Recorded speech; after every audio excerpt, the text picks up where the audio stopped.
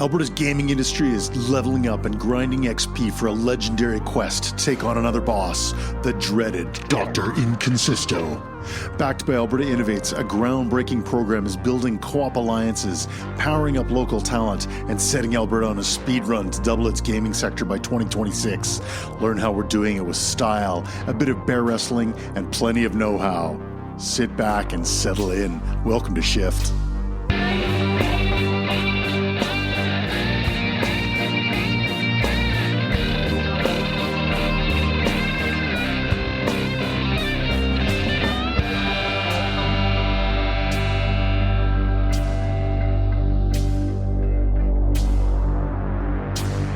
I come from an era of video game arcades where you pump in quarter after quarter playing things like Centipede, Pac-Man, Asteroids, and Q*bert. But let me tell you, today we're talking about Alberta's interactive digital industry because things have changed. And we're diving specifically into how it pertains to gaming. So who I've got today is Shred Capital's Matt Toner, Executive Director and Program Lead of Scaffold, based in Calgary. My colleague Adam Brown, Manager, Opportunity Development at Alberta Innovates, based in Edmonton. And Michael Liebe, CEO and founder of Booster Space. Michael also works with Kickstarter, and he's based in Berlin. Gentlemen, good morning and good evening to all of you. Hello, guten Abend. Hello. Welcome. It's nice to see you all. So let's dive in first, and I'm going to get Adam to set a little bit of context. So Adam, can you provide us a brief overview of how Alberta Innovates is supporting the gaming sector, focusing on the funding of Shred Capital and the creation of Scaffold through the Ecosystem Development Partnership Program? Thanks. I guess I'll start by saying that Alberta Innovates is focused on growing Alberta's tech sector primarily, and supporting other key sectors like clean resources and health and ag for the province.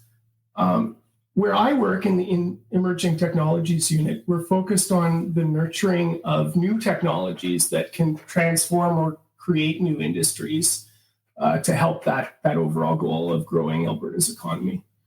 And so the gaming industry it's a beautiful fusion of tech and creativity, and it really epitomizes all of the amazing opportunities of the time that we have, that we're living in. And the gaming industry in Canada is forecast to be worth $7 billion by 2027, and currently about 1 in 7 Canadian gaming companies are here in Alberta. So we'd like to capture more of that potential, and we'd like to grow that number of gaming companies in Alberta.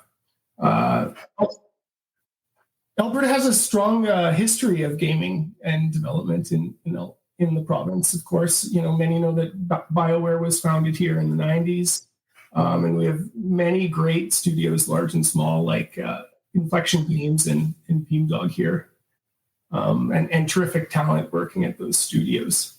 And so we've levered the ecosystem development program to do some work in this area.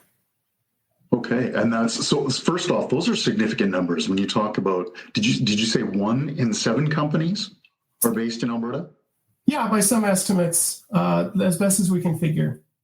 Okay, and $30 billion by in the next couple of years. $7 billion by 2027. $7 billion. See, I got all excited. I went right to 5 times that. Yeah, it's growing. Right. So bringing in Matt with Shred Capital and having them start the Scaffold program, I think is going to help significantly with that. But Matt, I'm not going to tell the story. So why don't you tell us a little bit about the current gaming landscape in Alberta and how it compares to some larger jurisdictions in Canada. And we'll also bring Michael into that and what it looks like globally. Yeah, sure. I mean, I'm lucky in my career. I've done all things digital, I think, over the course of the last 25 years. Kind of dating myself. I remember the arcade days, of yesteryear all too well. A lot of quarters went down the tube back then. I was really drawn to the game industry in Vancouver when it began really expanding about 20 years ago into other disciplines, where it was bringing in creators, composers, writers. The form was really maturing. It wasn't just kind of the 16-bit splendor that we'd been accustomed to. It really was seen as Hollywood 2.0. So I've worked in New York and Silicon Valley and Vancouver, Toronto, and now here. And it's really interesting what Adam said. And he and I discussed this before we came in. I mean, we're investors. We want to build investable companies. And in Alberta, you had these big tentpoles, like your BioWares and your Beamdogs and whatnot. And then like 100 feet of nothing. And then this very dynamic indie scene. You know, the indies being kind of smaller, you know, garage band, bootstrapping companies that are launching these really interesting titles. And that's where when Adam and I spoke, we said, listen, we can help here, because as an investor, we approach these problems with the investor's mindset. And so we're looking at how do we train these companies to think a little bit bigger in terms of their fundraising, their deal making, their investor relations. How do they feel comfortable to position themselves on the global stage? And, you know, if I could, I think the one big breakthrough we've seen, and it's only been about a year, has been the confidence of the companies we're working in. You know, we're putting them in meetings with big Hollywood companies. We're putting them in front of investors, hundreds of investors, to pitch their games. And the transformation there is remarkable. And many of them have said, I never thought I was ready to do this. And now they're doing it as a matter of course. Really? Yeah.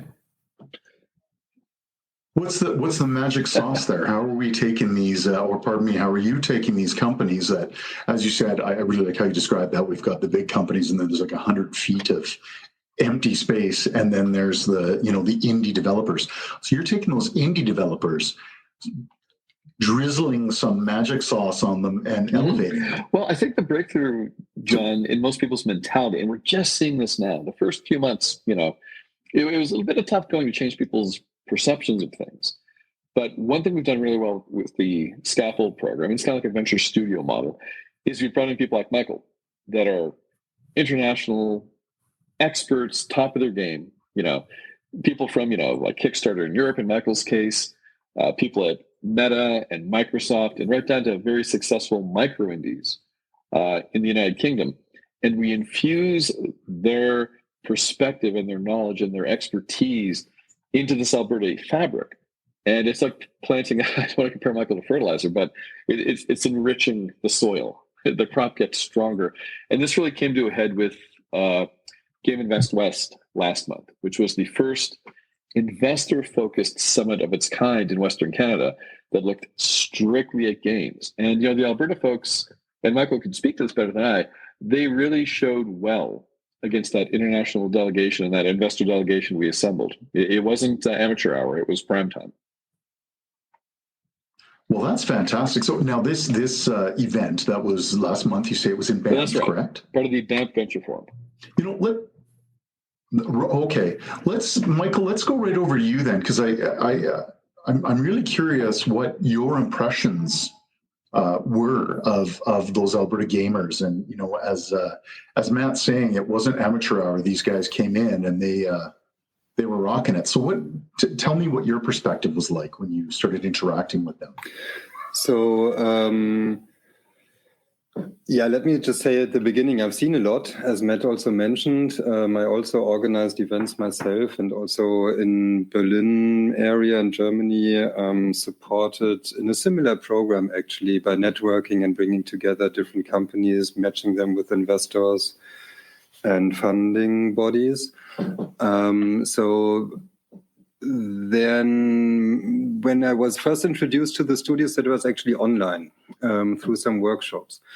And then later on site in Banff. And there is a certain eagerness, I would say, that you can feel in the companies. They really want to deliver. They want to play with the big guys. They want to succeed, not just try out and just do projects, which is a very big difference. I'm currently also evaluating projects for a German program, companies for a German program. And a lot of them are focusing on one game, right? And not on building a company. And that's something I see different in the people Matt and his team brought together, or educated them to think also like that. Yes, you are there to build games, but you are building a company that is building games. And not only one game, but hopefully several games, and potentially also in a network with other studios and friends and partners across the globe, potentially. And I found that pretty outstanding, that they all have this mindset that they want to build a company that does games. And that they also don't want to do it alone, and really are asking for help and asking questions. That's a big difference also if you talk to people on stage, right? And everybody's there silence and okay, thank you. Can you send me the presentation later? No, I don't send you the presentation. It's your job to listen, to take notes, and to process what's going on and ask me questions and make the best out of the time for me and for yourself. And the companies that are in the Scaffold program are really doing that. They're really investing and listening and asking great questions. So I see a big potential there. So now, when we talk about these companies, how many we're talking about, Matt? What does Scaffold have in its stable right now? Well, I think the next cohort that we push through, and our cohorts generally are about 20 different founding teams. The program runs for about a year, okay. So there's a bit of an overlap, kind of a shelving thing between them. Our goal is 100 companies through the program by mid-25, pushing into 26.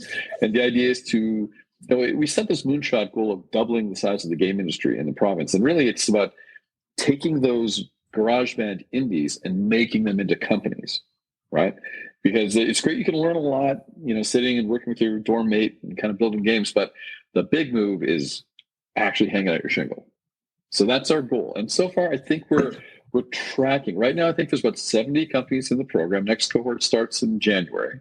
That'll take us right up to the 100 founder mark. And so far, we did a survey on our KPIs, and I shared this with Adam last week. And I think 30% of the people that are in the cohorts already are reporting success in either negotiating a big deal, raising financing, or developing relationships with a potential licensing partner. So that's pretty good for 1 year. 30% are saying, okay, the needle is moving. That's great. Yeah, that seems significant. Yeah. So, okay, and as you said, that's tracking, and it's ambitious, doubling the size of the ecosystem. I want to go back briefly to what Michael said about how the teams seem engaged to build a company. So I imagine that's part of what the Scaffold program is helping these companies or these designers start to think more broadly than just a product. Can you speak a little bit to that and how that looks? Yeah, of course. Yeah, of course. I'd be delighted to. I guess Michael did put it very well. Like, some people approach it from more of an artistic point of view. Naturally, I have a game I want to make. I'm inspired by a game, or I've worked for a big AAA studio or studios. I've been hired and laid off, and I want to do it my way for the first time with peers and with friends and people I've worked with. And I think that's been the big differentiator for us, is showing them the potential of building something that lasts, not just a project, but something that is capable of producing repeated good works. And what we try to do is we bring in people in these weekly master classes that we hold. We do them via Zoom. And we'll bring in like a Tyler Sigmund from Red Hook Studios, or a Sean Woods from Alpha Dogs. These are people that have started other similar small studios in different parts of Canada and have had the ups and downs and backs and forths and led to the big exit. And they talk about it as being a life-changing moment, not just for themselves, or in the case of Alpha Dog in Halifax, for the people in that ecosystem, the community, right? But also for their employees, right? The opportunities it gives for them, to work on bigger projects and do bigger things, and not just be kind of working, paycheck to paycheck or meal to meal. We bring in people from, Silicon Valley, New York, to kind of bring out what Henrik would call his sad hammer. Henrik was one of our guys from Europe, to kind of, he calls it his sad hammer. He's Swedish. Maybe it's a Thor thing. I don't know. But to give them initially some very frank feedback, like saying, when people would initially start talking about their companies, they'd say, I'd like to be able to work full-time on my games. And they would just do the needle scratch, stop and say, not interested. how are you going to change things? How are you going to build a company in Red Deer? How are you going to build a game that's going to change people's perspective? How are you going to get me as an investor in Silicon Valley excited? So we're really trying to expectation set, like, try to get bar raising as part of their mentality. Well, as we're talking about this, I can't help but thinking, you said the word creatives. Where you've got you see this a lot in music, a lot in art, a lot obviously in video games too. People just doing a one-off, whether it's a video game or an album or whatever it is. How when it becomes this kind of this thirsty, this hungry artist, this kind of mental picture that we have. You have to suffer for your art, but commodifying an art is not necessarily a bad thing. If you can turn that into your full-time gig and there's people and networks to help you build that, like Scaffold, like the work Michael's doing as well in Europe, and Adam's doing through Alberta Innovates. So I think that's a real neat perspective in how we're kind of moving the dial. Well, one thing that's interesting as well, maybe Michael will speak to this, is the role that alternative financing can play for an industry like Alberta's. We are not AAA dominated, right? Quite the opposite in some ways. And Kickstarter has been like one of the initial, here is a way to fund your dreams with people that are dreaming the same way. And Kickstarter, I think, has had a real renaissance of late. He and I were talking about some numbers when he was here in Alberta. And I was like, oh my gosh, you guys are backing in a profound way. And that's, I think, really good news for companies here in Alberta that can work with guys like Michael to really understand how to use that platform. Right. So, Michael, let's dive a little bit into kind of the Kickstarter model and what that renaissance is looking like. So, just to be on the safe side, everybody knows. So, Kickstarter is a crowdfunding platform. It's project-based and reward-based. Means it is a game, and you give 10 Canadians, and you get a game back. Right? That's the project, and that's the reward you need to get back. If it's not funded, nothing happens. So no credit cards are debited, and no game is made. That's the idea.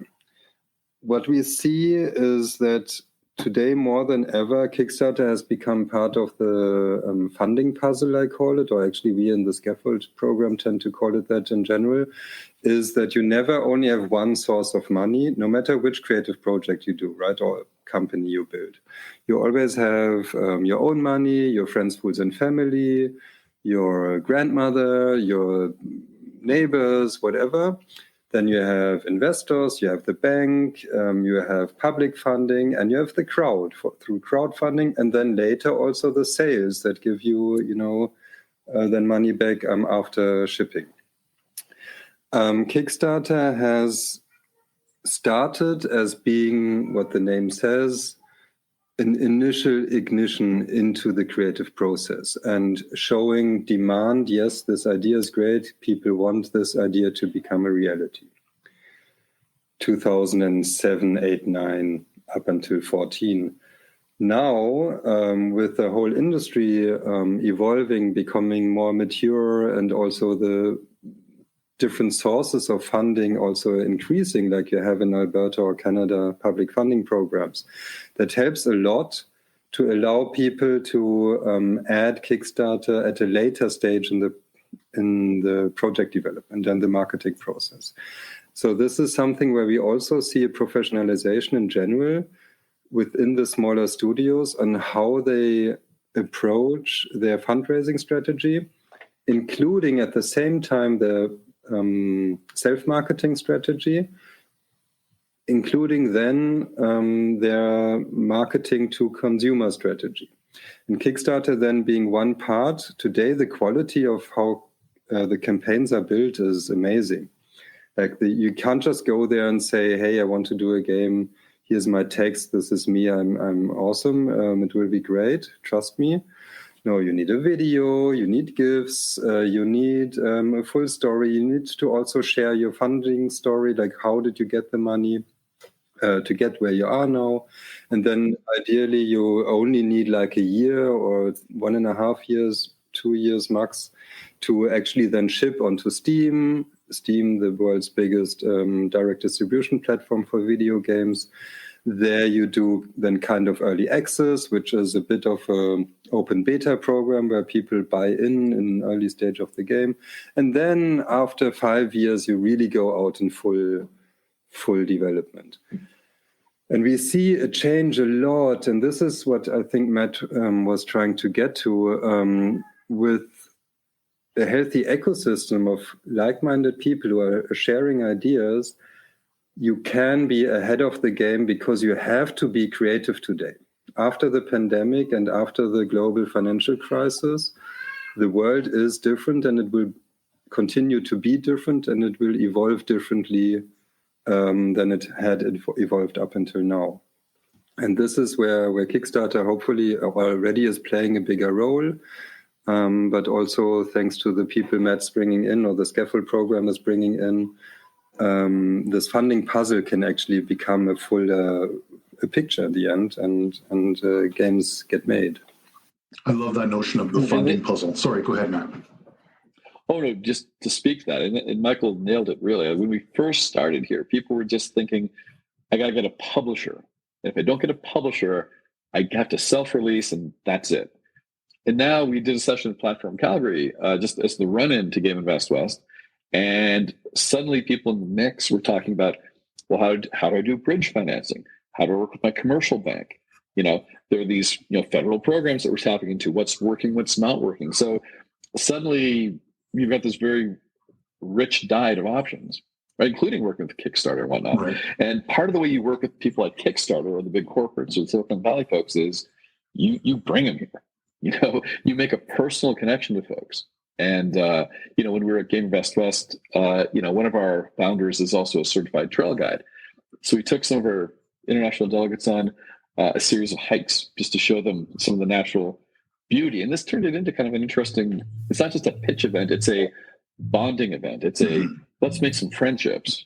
And people like to work with their friends. So I know, Michael, you weren't as challenged as you hoped to be on the hikes, but there's some great photographs of you folks tackling the lower foothills at least. No bears, no rotting elk. We were hunting the bears, but they were smarter than us, so they ran away and hid.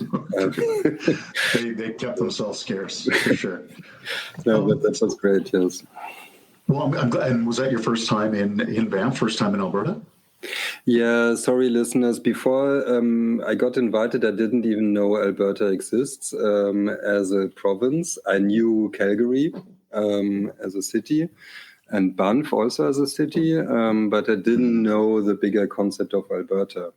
So yes, I learned a lot. I did my research also and checked on some stuff and was really excited. It was great. And how they also organized it with the bonding and friend stuff. So one of the cohort studios, like a startup guy, picked me up at the airport in Calgary, took me out for dinner on the way, and then we actually landed in the hotel. So these things were amazing, and still today I'm WhatsApping with the guy left and right about beers. Oh, that's fantastic. Yeah, no, I love that. You want to do business with your friends, and when these things come from a genuine place, of friendship and care, I think it just deepens those bonds. I want to dive in a little bit to Matt and Adam. How did we, through the ecosystem development partnership program, how did that relationship begin? Why don't we start with you, Adam? Yeah, sure. Did Matt reach out to you? Yes, I believe so. I believe Matt reached out first, and I hadn't heard of him before, and we hadn't done much work in the gaming sector before. But as has been discussed, Alberta has great talent in the gaming industry currently, and we have post-secondaries that are graduating additional great talent every semester. And so when Matt came and offered something that we didn't have articulated in the ecosystem yet, it was really intriguing to me. So there have been disruptive layoff cycles in the gaming industry in Alberta specifically as well. And so we had seen that, and major employers had grown and contracted, and as is a somewhat common story in Alberta, we felt somewhat at the whims of that, and that game developers in our industry didn't have control over their destiny as much as they could, perhaps. And so I think what Matt offered was access to global capital, but also something that he and Michael have been talking about, bringing in expertise from around the globe to work alongside our expertise to raise the game for the whole ecosystem. And often it's not about there not being enough funding in the system. And it's certainly not a question of not having enough talent, but knowing how to navigate, as was mentioned, from Kickstarter to the other funding mechanisms, and to know how to do that is really overwhelming initially. And so I think the first or second conversation, Matt described a venture studio model that sounded somewhat familiar to us, but had key markings. We think that one of Matt's theses, I think, was, Alberta could be getting more of the Canada Media Fund, and that could fuel a lot of the initial stages of growth. So that was attractive. And then bringing in partners with Shred Capital and folks like Michael really rounded out what would be not just a training exercise or a learning exercise, but a helping exercise. And so right. That made my ears perk up, and we continued conversations after that. And what's your perception? While you were talking, Adam, I was just asking myself the same question. Like, how did we? And we were introduced through a contact at a university.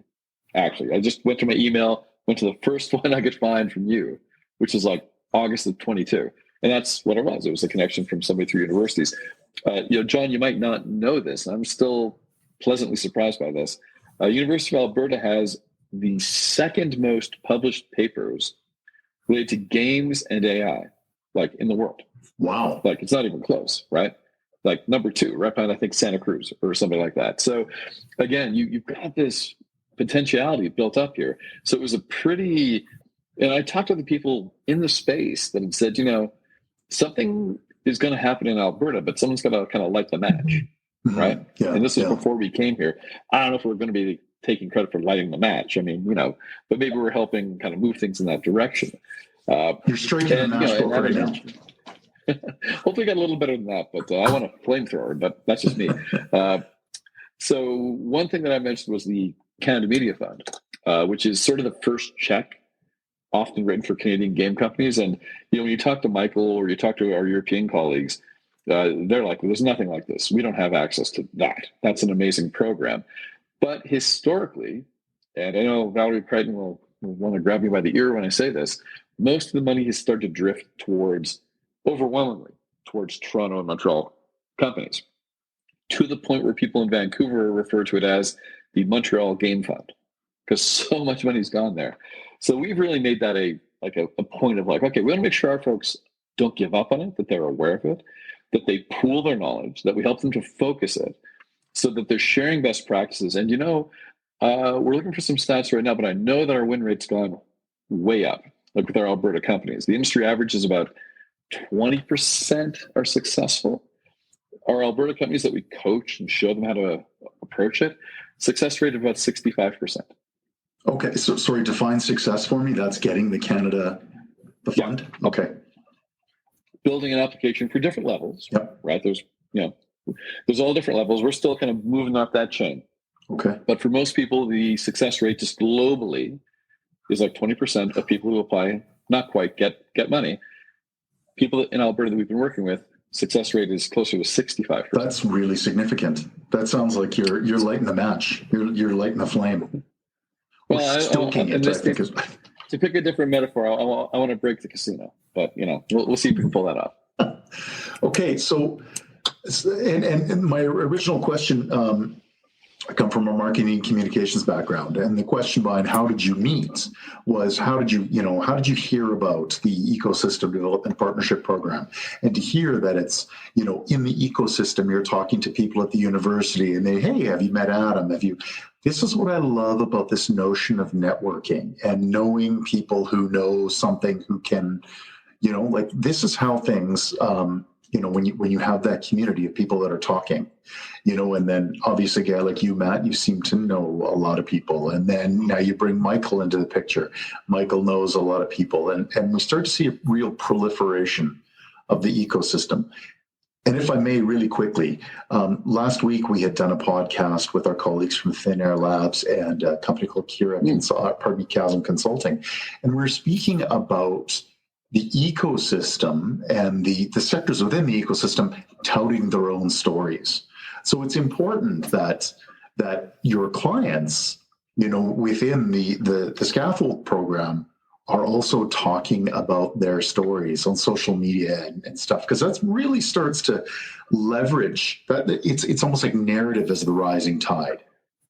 Well, we actually, just to speak that quickly, I don't want to hog the conversation here, but very much agree with what you're saying. And Canadians in general have this humble, we don't really talk about stuff. It's the way we should, frankly. So we actually saw that in our participants. So we brought in this woman from New York called Amanda Goetz that I followed online. Extraordinarily talented young woman who talks about building your company in public. So through social channels. So she gave a 90-minute legitimate masterclass, probably the best one we've done. Highest turnout, no one dropped off the call. And she broke it down. Like, here's exactly how you do LinkedIn to grow your business. And she basically said, within Scaffold, you have a natural, what's known as an engagement pod in the industry, where people help reinforce each other's message. They help amplify each other's messages. So I challenge people in Scaffold, let's form an engagement pod. Let's let you guys start reinforcing each other's message, sharing and liking and boosting and commenting on it. Let the algorithms do the rest. And, we're starting to see some progress there. But I mean, these folks, and she said, God bless Amanda, she said right off the front, this will feel icky. Telling your story and talking about yourself icky. And right. Oh my God. Painful.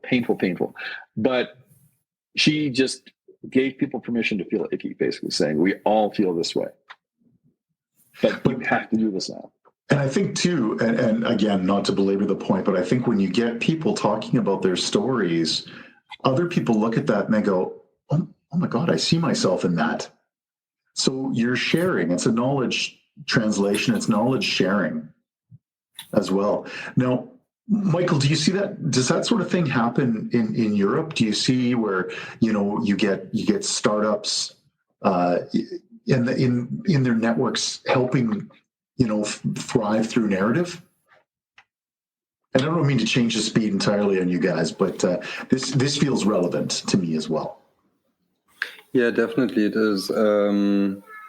So there, Canada and most Central European cultures are pretty similar. I need to just speak for the Germans now. So yeah, for us, it's very similar. We don't brag publicly about what we do. Self-marketing is bad and nobody wants to do it. And that's what you have marketing people for, etc. pp. But everybody knows that the world has changed, and you have to have your profile out there and you have to be visible out there. So yes, we are trying to do that. And there is something like, sorry, my kiddo wants to join the conversation. That's okay. That's the next generation. Yes. There's something like informal collectives we see popping up and forming in the indie scene specifically, where you have in Germany, in Berlin, Saftladen, for example. That's actually an office where 20 studios share a space together, all game developers. And then they have a public website, they have a Steam profile, like a curator. They have social media, and they really incentivize to share everything. just a number, because also numbers are always strong. So on Kickstarter video games, the success rate to reach the 100% funding goal you set is an average 25% globally. Hold your breath. If you have 10 backers only, 10, that's us plus our families, then this average success rate already is at 50%. If you have 25 backers, so one workshop in the Scaffold program, all backing this campaign, average success rate is already at roughly 65%. Wow. So the mistake most people do is not even go to their neighbors, to their classmates, to the fellows they are like in close contact with, and just put it out there and hope for the best, right? Another statistic is Steam, the digital distribution platform I mentioned earlier. One game out, I don't know, 5,000, just random number now. I don't really know the number now. 2 games out, below 1,000. So like really having the stamina to build a game, publish it, then also while doing the first game, thinking about the second game, building a community around it, your profile as a studio around it, and then publishing the second game, I don't know, a fall of 80%, 90% down of studios who actually achieve that. So it's mind-blowing if you think about these numbers, what they actually mean. You invested 5 years of time, money, talent into doing your first game, and then you sadly, crawl into bed, whatever, instead of using this opportunity to have topics to talk about, build your business, fundraise, etc. So yeah, there's a lot of things that Scaffold is doing really well, actually, in educating the people to be aware of these topics and support. Well, it's about being entrepreneurial. Picking up these tools that are there, so much easier than it was when I got into this business, 20 years ago. My God. Mm-hmm. So you don't want to become a grant writing machine and just, if the government doesn't fund me or the publisher doesn't take my phone call, I'm done. It's like, no, pick up these tools. And we see this happening now. People are asking questions in our Slack channels. Like, can people tell me about this? We set up a Discord to do that. Is it working? And, so if the community here starts to become self-resilient among the founders, and we're seeing evidence of that already, then it takes on a life of its own. You won't need a scaffold to keep pushing if we do our job correctly. It'll start to take off by itself. And if you start to see successes, then that is what's really going to drive people. One stat, Adam, I don't know if I shared with you, is that the kind of mid-tier companies in the Scaffold program are beginning to hire many of the solopreneurs that joined our program because they bonded through these events, through these masterclasses. They've learned a bit from each other. And the solo guys have said, I've got so much more to learn, but I like these dudes that are working on this game already. I'm going to join forces with them and help them make their game better. So that's the knowledge transfer that we need in a healthy ecosystem. That's the collisions you want to see happen. Yeah. So how long has the program been running now? Is it over a year, just over a year? Just over a year. The Gaming Best West would have been the year mark, I think. Yeah. Okay. So about halfway. About a year. Okay. So now you've got the next cohort starting this January. And I'm sure we'll have some listeners on here who either are, building games or know someone that's building games. If someone is interested in learning more or participating in a future cohort, how does that work and what does that look like? What should they do? Well, the best way would just be to hit me up on LinkedIn. That's the best way. Come find me right there. I'm easy to find. And then what we do is our team will look at them and we look at kind of where they are in the spectrum, like, how far along are they? What do they need? What do they bring? And then we go through an onboarding process where we see what they want to get out of the program. Because in some cases, people will come to us and we're like, there isn't really an alignment yet for whatever reasons. Maybe they think they're too far along and they need to focus on their game launch. Full respect for that. Or maybe they're like, I'm still in university. Maybe I'll, learn a bit more before I jump out. Complete respect for that. But generally, we find a good fit. And then we slot them in. And again, we try to keep it manageable for people's professional schedules. We try to model it after a program I did at MIT, actually. So we do them Zoom masterclasses are the main bread and butter. We try to run those at lunchtime-ish so that people can make room in their lives for it. So it isn't a distraction, it's additive. Now, occasionally we have to move things around a bit because, as you can see with Michael, it's late night in Berlin.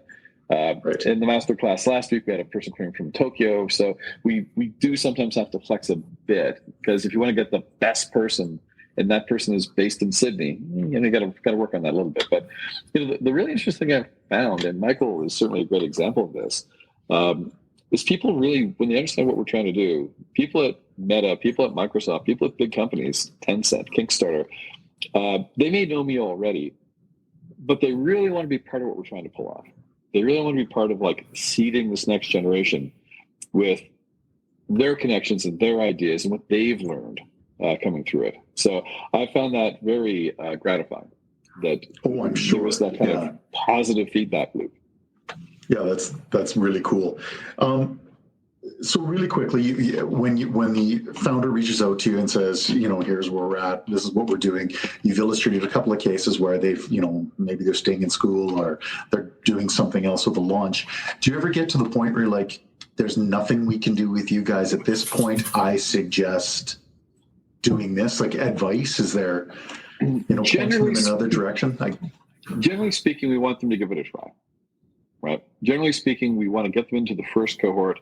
And we try to make the first terms, there's 4 terms. We try to get them that first term and let them see, because, I think there's, I've done a lot of this stuff over the years. I've worked on Canadian, business development when I was running the trade office in New York and stuff like that. And, I used to have to advise my Canadian clients when they come meet people in these startup ecosystems that are really thriving. I'd say, look, the guy with the cargo shirts and the ponytail, he might be the decision maker. The guy with the suit might be his lawyer. So I definitely don't want to be prejudging people. I don't want them to prejudge themselves. I want them to give it a shot and surprise us and maybe surprise themselves. Yeah, and then we find out what the potential might look like. So what's next? Well, I think, and Adam and I have talked about this a bit, I think we really, and certainly based on Michael's feedback as well, and other people that have been involved, we want to do Game Invest West in 25 and 26. Because some of these companies that are just starting now, they need a bit of time to mature to really be ready for that opportunity. We had a great crop of 10 companies that we brought with us, but we want to bring in a bigger delegation next time and give more companies more at-bats, and may do more work in the run-up in Red Deer and Lethbridge and places, so that it's more integrated into the main event. So the first one worked well, bit of an experiment, right? But it worked really well. So I think we have a good formula. I think right now it's just making sure that next year we have 3 people like Michael and 3 people like John Polson, and really bring more people here, because the experience of the delegation, unfortunately, is a little bit like what Michael had mentioned, is wasn't really sure about Alberta, what that meant, because, Vancouver, Montreal takes so much of the spotlight, but we have a great story to tell and getting it on their radars. I know what you say, John, would I want to be on the cover of, Wired magazine? I guess, but would I rather that 10 of our companies were having meetings in the boardrooms of 10 big corporates? I'd rather that, so that's more my philosophy, is getting those partnerships in place and having people at Amazon Games go, oh, right, Alberta, it's on our radar. We like what they're making up there. We've got partnerships up there. We've got people paying attention to it. We know what we're getting when we go to Alberta. That's the goal. What is super important in my experience is consistency and longevity, I think you call it in English. Yeah. Is that it's not only a program that runs for 1 or 2 years, not even 3. The biggest mistakes I saw happening in Europe, also in Germany, where we had programs that ended after a year, or even the longest running public funding for the government federal fund was 4 years. Developing a video game takes 3 to 7 years. So you won't even be able to see your results if you end early. So the super important thing is to have these things running. You don't necessarily need to grow. Yes, what Matt said, that's a good stable number, but it doesn't need to be thousands of people coming from across the globe to Banff. But it's more important that you're out there consistently at the same events, go to Gamescom every year with the same group, with the same brand. Invite a couple of people every year again, and then have them talk about it for 5 years in a row. that's how I would say these kind of things are successful and not just a waste of money in the end, especially public money wasted if you don't wait until the fruits of the labor can be picked. I think that's a great point. Yeah, consistency and longevity. And people then become to understand that this is something that happens in the ecosystem. You can build things around that. Yeah, I think that's really well said. Yeah, and I think it was mentioned earlier with just try it out and find out this spirit. I think also us old white men need to put into these programs as well. What do we know what the future brings? We don't. We know what the past, why the past was amazing or shitty or whatever. But what's happening next, nobody knows. So if we create frameworks rather than setting the goals for the companies, but creating frameworks where they then can thrive, I think then we are up for a bright future with these studios. Yeah, so I think for us, John, we expect to see some really promising new ventures eventually come out of this, and lots of funding received, and some successful games come to market ultimately. As Michael just said, that's going to take time, but I think the overall effect of that is going to be much greater capacity in the province and more evenly distributed, so that we have a more resilient gaming community, we hope. And so after this project ends, for Innovates, when our funding ends, I think, first of all, Matt has already secured some Prairie Scan funding. So we get to extend the scope of this a little bit through federal matching, which is great. I think our suspicion is that the needs of the ecosystem might be different once it's matured like that, and we have more firms and they're doing great things, and perhaps talent is a bigger needed focus, or I think we'll have to reassess in a couple of years. But I think also, what we're hopeful for is that we might get some specialization out of this. So once we have a sturdier gaming industry, we might see what areas of momentum build up, and what